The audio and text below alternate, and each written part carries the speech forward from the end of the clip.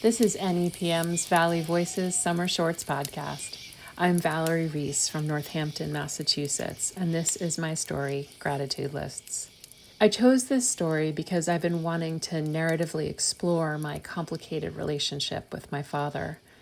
This feels especially poignant now because almost exactly a month after I told this story about him on stage, my dad died. He was 94 and had dementia, so he didn't hear the story, but I like to think that we communed about it in the ethers before we had to say goodbye. I do wonder how I'd tell it differently now and how grief changes the stories we tell, especially about the people we love in complex ways. Years before my father's brain was eaten by dementia and Fox News, he gave a surprisingly beautiful toast at my wedding. And at the time of said wedding, I was about 8 years in remission from lymphoma. And as a way to kind of keep that yay, I'm so glad to be alive vibe going, I started to do a daily gratitude blog. And I just felt like it was a way to keep more positivity in my life because we all have this negativity bias. And I felt like that went double for me, being like a neurotic, half Jewish New Yorker. And what I found was that it worked. I started to notice positive things that I hadn't seen before, like how kind that mom was to her kid on the subway who spilled a bunch of yogurt, or like that incredibly beautiful color of blue of the sky right after dusk. What I didn't expect was that these gratitude lists would also be a way for me to connect with my dad. He read every single one, and then he started to send me clippings from the Wall Street Journal every time they mentioned gratitude, which was like kind of a weird amount. My dad and I had never had an easy relationship. He and my mom got divorced when I was about 2, and though he moved a block away, it felt more like a continent.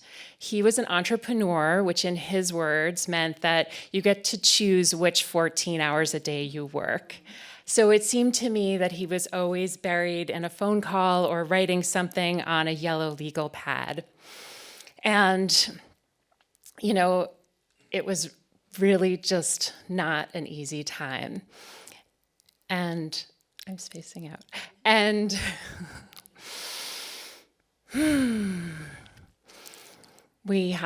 he was really amazing. He was an athlete. He was smart. He was self-made from Brooklyn poor.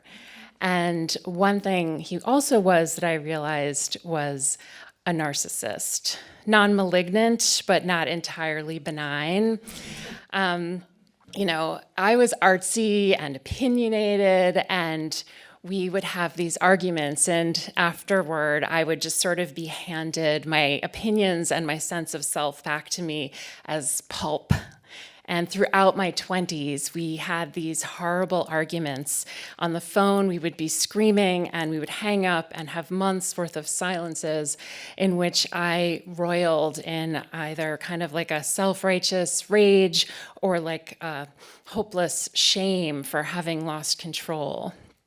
And that was until I learned about gray rocking, basically keeping my sense of self to myself.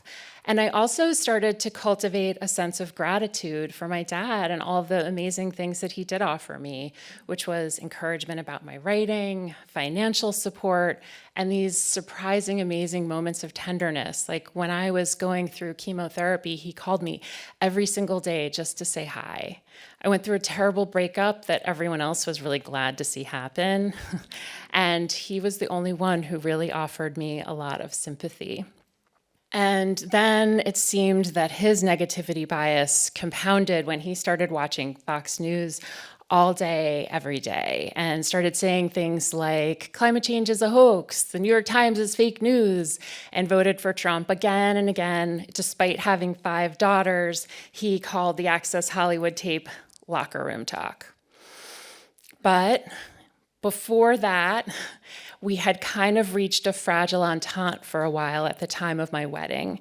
And he came up and gave this beautiful speech in the form of a gratitude list as an homage to my lists. And one of the things that he said was that he was grateful for the fact that he didn't always understand me, but he always would love me. And I felt really seen. And now he is 94 and deep in dementia, and conversations with him are kind of an experience in time collapse and repetitive loops, some of which are Fox News talking points, but some of which are these really beautiful memories, like the first day he walked me to school, my first day of preschool. I was crying, and he called over a police officer who gave me a lollipop. I'm really grateful for my dad. I'm grateful that he says I love you back more often than not now. I'm grateful that he taught me to always ask for what I want, to kvetch directly to the CEO, always, to choose a man without too much baggage, and to follow my dreams no matter what, even if he didn't understand them. My dad is still here, but I miss him already. That was Valerie Reiss with her story Gratitude Lists that she brought us as part of our Toasted Story Slam. We held that at our NEPM studios in downtown Springfield this season. I'm Katie Wright. I produce the Valley Voices podcasts, and we would love to keep you in the loop of all the latest news about Valley Voices. Send your contact info to valleyvoices@nepm.org, and we'll include you in all of our email updates. Valley Voices is a co-production of NEPM and the Academy of Music Theater. Thanks for listening. See you next week.